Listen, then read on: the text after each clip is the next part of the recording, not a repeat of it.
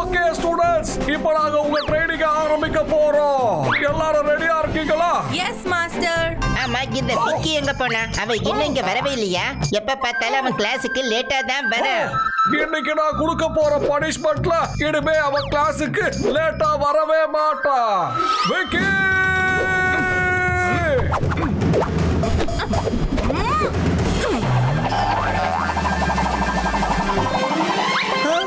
Master, அவன் வந்துட்டான். ஓடுங்க. விக்கி, விக்கி அப்படியே நில்லு. இல்லனா உன்னை ஒரு வழி பண்ணிடுவேன்.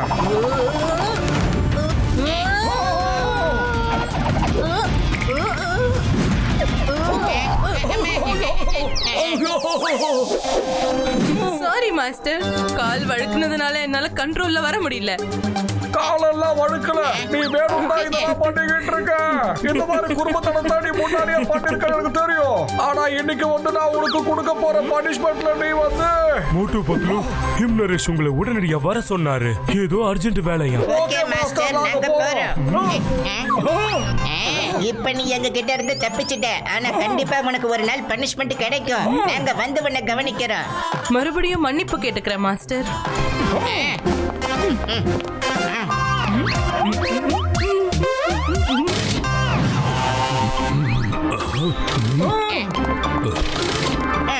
Good morning master ஹிம்னரேஷ்.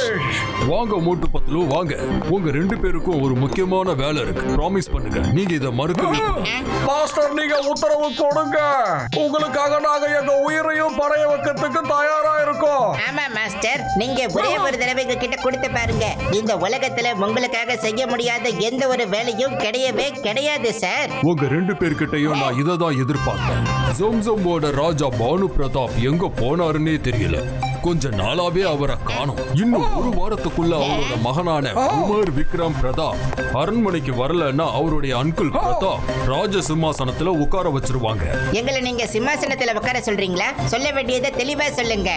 விக்ரம் பிரதாப்பை அரண்மனை வரைக்கும் கொண்டு போய் விடணும். சரி, கொண்டு போய் விட்டுறோம். உடனே போய் ஃளைட்டுக்கு டிக்கெட் புக் பண்ணிடுறோம். ஃளைட், ட்ரெயின், ஏன் ரோடு வழியா கூட நீங்க போக கூடாது. ஏன்னா விக்ரம் அங்க வர்றத அவரோட அங்கிள் கொஞ்சமும் விரும்பல.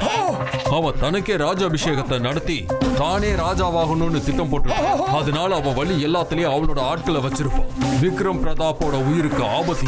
அவரை நீங்க எப்படியாவது வேற ஒரு வழியா உள்ள கொண்டு போய் அந்த வழி யாருக்குமே தெரிஞ்சிருக்க கூடாது. நான் நம்ம நகரத்தை தாண்டி ஒரு பாலைவனம் இருக்குல்ல, அங்க வரைக்கும் அவரை கூட்டிட்டு வர்றதுக்கான ஏற்பாடுகளை செய்றேன். அதுக்கப்புறம் எப்படி போகணுங்கிறத நான் சொல்றேன். ஆனா அது ரொம்ப ஆபத்தான ஒரு. மாஸ்டர், நீங்க எதுக்குமே கவலைப்படாதீங்க. உங்களுக்காக நாங்க உயிரையே கொடுப்போம்னு இப்பதானே உங்ககிட்ட நாங்க சொன்னோம்.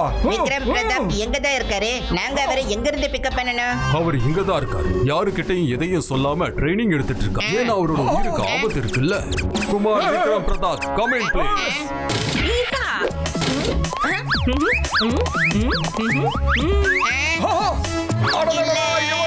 இவனை பொறுத்துக்கவே முடியாது. மாஸ்டர், இவன் கண்டிப்பா இளவரசனா இருக்கவே முடியாது. இவன் முகத்தை பாருங்க. அவனை நல்லா உன்னிப்பா கண்ணாடி போட்டு விரிஞ்சு பாருங்க. கோயம்பேடுல கொத்தவரங்க விக்கிற மாதிரி இருக்கா. இவனா இளவரசன்? பார்த்தா அப்படி தெரியலையே. இவன் இளவரசனே கிடையாது. இளவரசனுக்கு பல்லக்கு தூக்குவால அவன மாதிரி இருக்கா. மாஸ்டர் மோட்டு, உங்களுக்கே என்ன பார்த்தா இவ்வளவு பயம்? எனக்கு 10 வயசு தான் ஆகுது. நான் ஒரு சின்ன குழந்தை.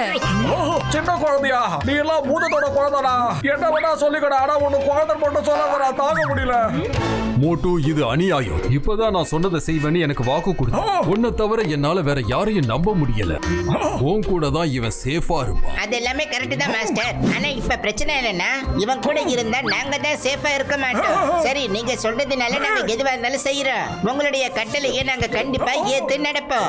இவனை பாதுகாப்பா கொண்டு போய் அரண்மனை வரைக்கும் விட்டுட்டு நாங்க வந்துடுறோம். ரொம்ப சந்தோஷம். கிளம்புறதுக்கான ஏற்பாடுகளை பண்ணுங்க. அங்க போறதுக்கான மேப்பை நான் உங்களுக்கு கொடுக்குறேன். உமர் விக்ரம் பிரதாப், இவங்களுக்கு நீ ரொம்ப தொந்தரவு கொடுக்க கூடாது, புரியுதா? சரி மாஸ்டர். மாஸ்டர் மோட்டு, இன்னில இருந்து நம்ம ஃப்ரெண்ட்ஸ். ஓகே? ஆமா, கையில என்ன இருக்கு? ஆரம்பிச்சுட்டாரு. பாத்தீங்களா மாஸ்டர் ஹிம் நரேஷ், இப்படித்தான் இவன் வழிகளை எங்களுக்கு தொல்லை கொடுத்துக்கிட்டே வருவான். Master Patlu, master him Naresh என்ன சொன்னாரு? அதிக தொல்லை கொடுக்க கூடாது அப்படின்னா நான் கொஞ்சமா தொல்லை கொடுக்கலாம் இல்லையா? இல்லன்னா நம்ம பயணத்துல இன்ட்ரெஸ்டே இருக்காது. மாஸ்டர் மோட்டு, ஒரு சின்ன பூச்சிக்கு போய் பயந்துட்டீங்க, அப்ப அக்குமாவை எப்படி தோக்கடிப்பீங்க? அவன் ஒரு பயங்கரமான ஆளாச்சே.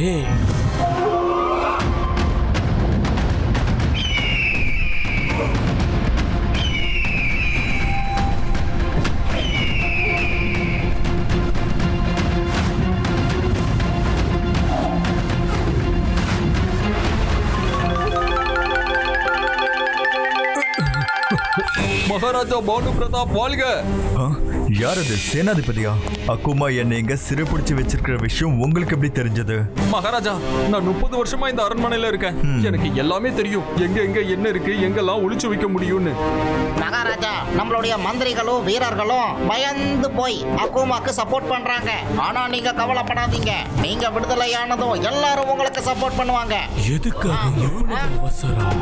கொஞ்ச நாளைக்கு எங்கேயே இருந்துட்டு போங்க.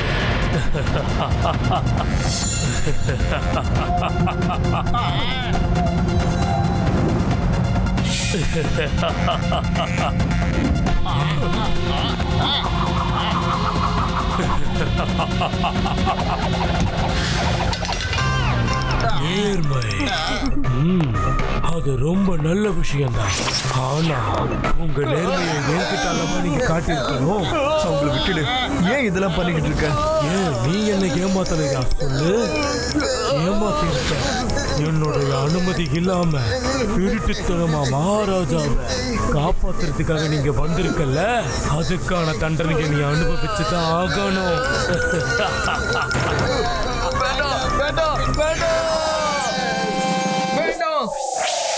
நீதான் எல்லாரையும் ஏமாத்திருக்க அக்குமா.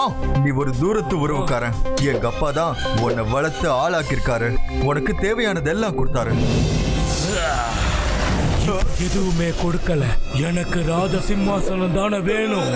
எனக்கு எங்கெல்லாம் மந்திர சக்தி நிறைஞ்சிருக்குதோ அந்த இடத்தை பத்தி உங்க அப்பா என்கிட்ட சொல்லவே இல்லையே.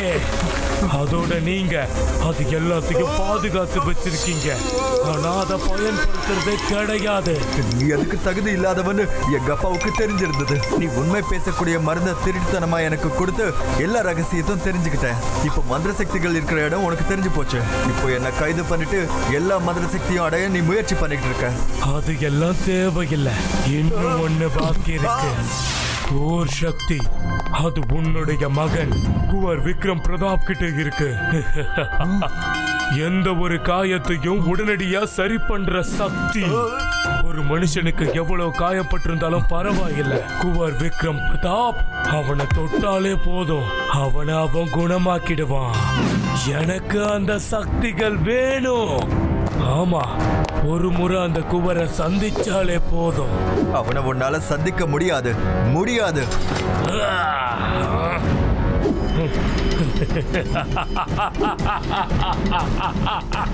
உன்னோட பிரின்ஸ் இங்கதான் வந்துகிட்டு இருக்கா. இப்ப அவன்கிட்ட இருக்க சக்தியையும் நான் பறிச்சிட போறேன்.